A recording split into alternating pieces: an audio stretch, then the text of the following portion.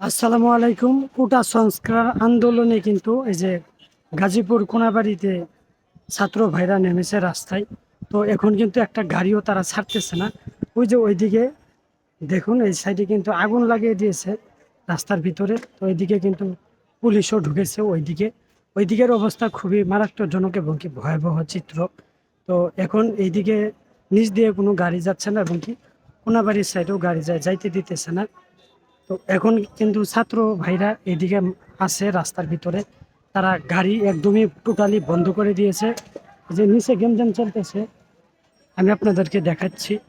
এখন কি কোনো গাড়ি যাইতেছে না এই রাস্তা দিয়ে।